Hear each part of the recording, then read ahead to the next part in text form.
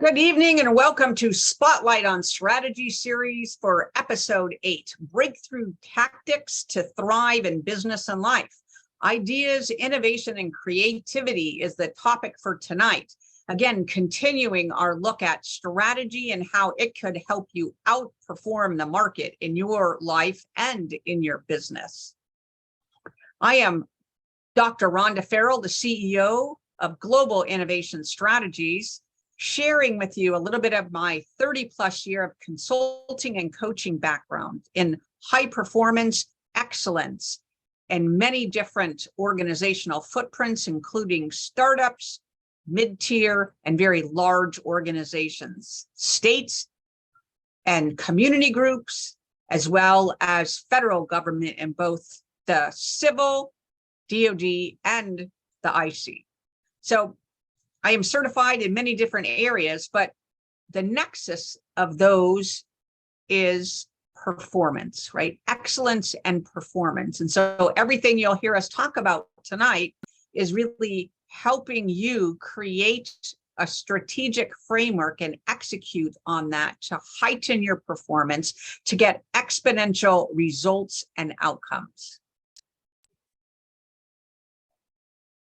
Tonight, we're going to be talking about ideas and innovation and creativity, because when we look at those components and elements, we're going to be taking into consideration the risk-taking, the experimentation, and the collaboration that occurs when you undertake those activities and can be used as enablers and shifters to help you and your business move forward. So we look at the crux of each of these areas, we put it into a Venn diagram.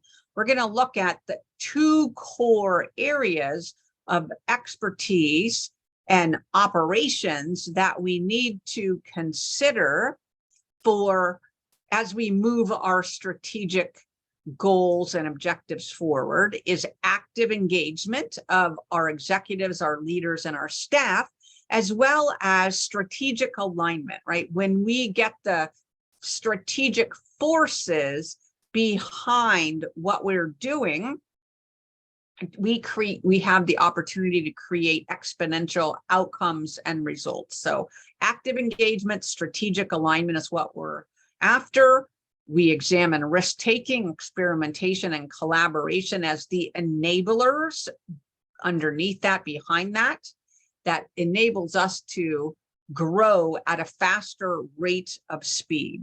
So again, in the active engagement, we have a couple different aspects that we need to be cognizant of, that we need to design, that we need to develop, and that we really need to look at from an excellence standpoint. That's culture, that's mindset, that's the way that we're working with our stakeholders. That's the way we're engaging our cross-functional teams.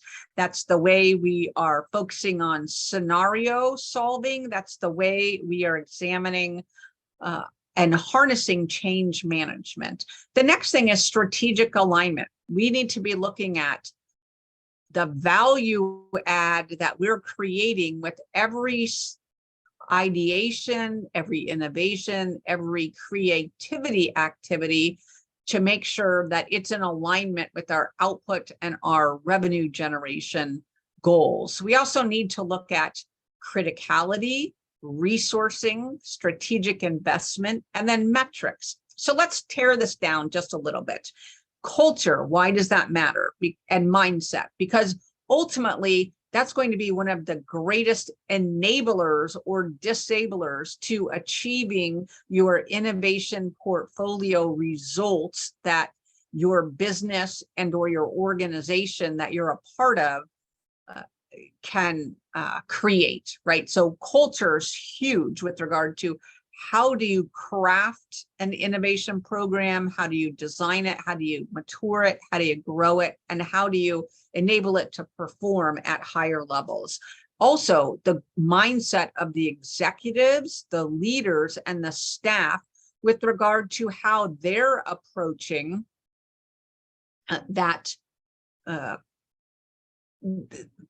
the items that they take care of in this area of ideation, innovation, and creativity, right? So if they're in a fixed mindset versus a growth mindset, then we need to understand that that's a constrainer, and we need to basically assess and be able to understand that that type of mindset is not going to serve us and our organizations programmatically, right? And what do we need to do is we need to either train and help them realign to a growth mindset, or again, filter that out so that it isn't able to get into our organizational environment and culture and stop or have sub-optimization or ideas, innovation, and creativity processes. The next is stakeholder-oriented research, right? So when we think about ideas, innovation, and creativity, we want to bring the stakeholders to the table that have maximum impact, positive impact on our strategic outcomes and results. And so we can, again, are we inviting our customers to the table? Are we inviting our partners to the table? Are we inviting our various portions of the organization to the table? How are we working on this area so that we can maximize the experience, the intelligence, the capacities, and the capabilities of each of the stakeholder sets that we're involving, right? We want to do the research so that we understand the ecosystem drivers about behind each of those stakeholder groups so that we can maximize the opportunities that we have to engage them, and we maximize the outcomes that we're able to create together cohesively with them. The next is cross-functional teams is very important, right? So active engagement. Why? Because in ideation, innovation, and creativity, we're looking for that disparate perspectives. We're looking for that disparate backgrounds. We're looking for that disparate experiences, because then we can create a cohesive innovation portfolio going forward that's inclusive of that, so we don't have undue risk or capability gaps in what we're fielding going forward. So harnessing cross-functional teams, their perspectives, their experiences, and their capabilities with regard to ideation, innovation, and creativity in support of a more robust, mature, higher performing innovation portfolio is key. Next would be how we're approaching the problem solving, right? What the discussions and what the engagements with these different stakeholders, et cetera, is going to show, is going to enable us to create a broader range of scenarios so that we can do analysis of alternatives, course of action alternatives, to be able to choose, to be able to best decide what we can do going forward. The next thing is change management. So back up one thing in regard to the scenarios, the more data driven we can create the scenario, and the more simulations we can put into place that allows us to exercise on that scenario, the greater revenue outcome and results that we'll be able to achieve. The next aspect is change management. So sometimes our own organizations aren't to full capabilities in the culture area, aren't to full capabilities in the mindset area, haven't been able to actively engage and harness and use their stakeholder base, does not have in place a cohesive cross-functional team. So they need to put some support mechanisms in place to help them. And change management is often the way that we do this.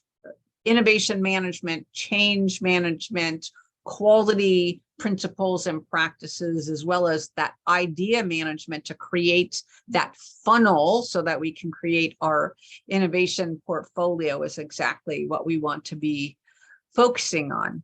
Change management has the people, process, technological stools, right, in the triad that help us be able to mature a program out to help make it as successful as possible.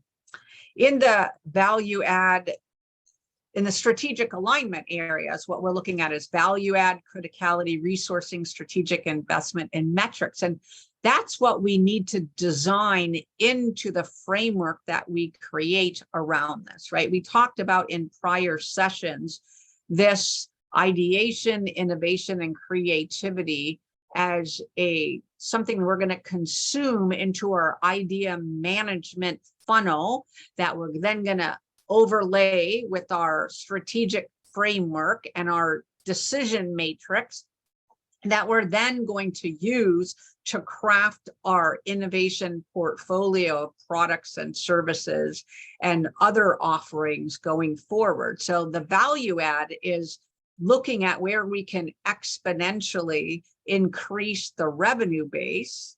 We need to look at the criticality, right? Value add is a quantitative approach to generating the greatest amount of revenue. Criticality is our weighting factor that we use to understand the risks associated with each course of action or analysis of alternatives or scenario in order to help us, again, maximize our outcomes. The next is resourcing. As part of that strategic alignment focus, we really need to understand the strategic investment alternatives behind the value add, criticality, and resourcing that we've done, right? So when we look at our different scenarios and we simulate using different factors, that's going to help inform the strategic investment percentage that we take across our innovation portfolio. So if we just think of our innovation portfolio made up of 1 to n amount of plays that we want to make from a product and a service and an other offerings, we're going to create that quantitative decision matrix, harnessing the scenarios, the value add, the criticality, and the resourcing components. And we're going to look at that as to how much risk it's going to offer, how much reward it's going to offer. And then we're going to balance our investments across a spectrum to maximize, to minimize risk and to maximize revenues, outcomes, and results. Then we're going to put in place a set of metrics, right? So if we look at performance management and we look at performance monitoring, we have to understand from a metric standpoint, a KPIs and OKRs, a metrics and measurement standpoint, how we're going to monitor the strategic investments that we are making and have made over time. The next thing we do, once we've actively engaged, we've created our strategic alignment framework, we've run our scenarios, and we have our candidate innovation portfolio, is to, again, put that into action. So we want to be doing that constantly or continuously, right? Once a quarter, once a month, semi-annually, annually, whatever that looks like for your organization, so that you have a constant beat on what's working, what's not, how do I have I hit an inflection point? Do I need to be able to pivot, as well as what do I need to be able to, again, maximum my outcomes and results, right? So the way we do that, again, is building and supporting and maintaining and growing the innovation culture. And then we look at it through what are the different ways we can support that innovation culture with continuous ideation and experimentation.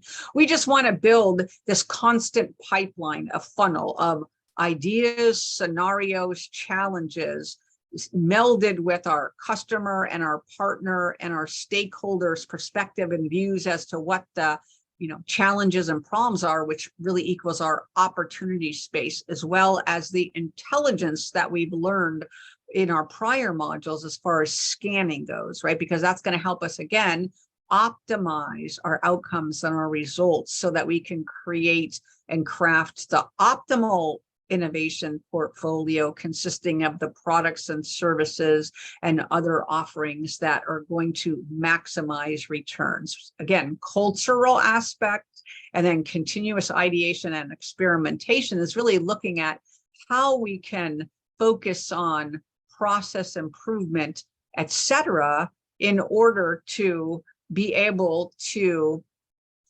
ensure that we have automation, ensure that we're harnessing the best in AI and ML, ensure that we're maximizing our use and support of people, process, and technology so that we can create, again, this automated ongoing practice of innovation related action. So we take theory, take best practices, we again harness all of those mechanisms of intelligence that we went into detail in prior sessions, and then we create our idea funnel, overlay it with our strategic foresight and our criteria for our innovation portfolio.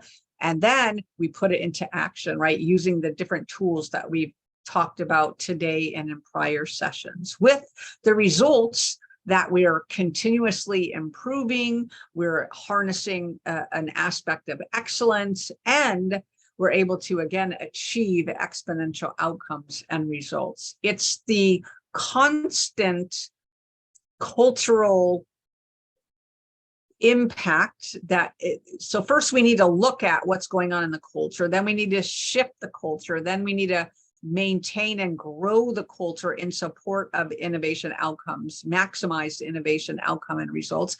And then we need to look at our enablers, continuous ideation, continuous experimentation to help us get there to maximize our results. So all of these things must have the seed planted, we must nurture and grow them, then we must harden them and mature them so that they're in an automated implementation so that we can, again, make it easy on our organizations and ourselves to be able to achieve our results and outcomes. The next, if we look at the opportunity space, so leveraging all of the elements that we've spoken about tonight, it's really about feeding continuous curiosity and creativity in our executives, our leaders, our staff, and our partners and our customers, honoring the ambiguity that exists when we're trying to reshape and re-innovate our organizations, and then strategic alignment and value focus is really going to help be our decision framework to help us optimize our outcomes. And then last, we look at the culturally empowered innovators. What are the best practices? Where are they focused at? And so they really are making strategic investments periodically across the entire year. And they're doing that through experimentation, exploration, pilots, other innovation tactics to help them understand the floor, the ceiling, have they hit a constraint with regard to an innovation area, so that they can pivot, and either they could say, no, that investment is not going anywhere. Doesn't have the trend line or the trajectory we thought it would. We need to rethink that to optimize our portfolio and our outcome. The next would be uncompromising commitment, right? So this isn't I plant the seed, I take a few steps, and then we're going to gain access to this exponential growth. It's really something we need to do very logically, but we can also, again, harness our innovation and ideation and creativity on the processes and our cultural change itself. So we don't have to just be focused externally on our products and services and other products. We can be focused internally on how can we harness those tools, techniques, and best practices to grow and mature our organizations in these areas as well. The last is really, or excuse me, number 3 is really this along the continuum. We need to understand when we're harnessing innovation tactics and techniques, what are we aiming for? Are we aiming for an incremental approach, or are we aiming for a very revolutionary, evolutionary outcome, right? So continuous innovation, continuous improvement is small baby steps every day.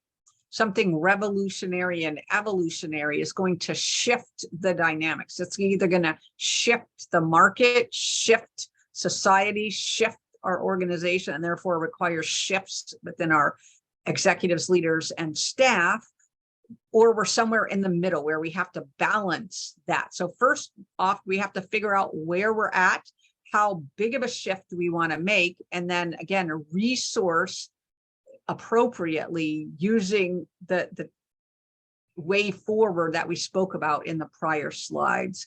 And then last would be, how do we not have to go it alone in our organizations, especially for solopreneurs and small businesses who want to harness these techniques to scale very rapidly, right? So that the best thing is an innovation alliance, right? And that could be partnerships, that could be something that already exists in the ecosystem, that could be something that you put together to serve a particular industry or a geographic region or a certain product and service base that doesn't yet exist. So we have to figure out what's going to help you and your business the most from a innovation scaling. Are you offering products? Are you offering services? Are you offering other? Is there a way through this innovation alliance formation that we could then scale and grow, et cetera, right? So really depends on you as the leader within the organization, for your team, your organization, your distributed organization geographically, how fast and how far you want to move.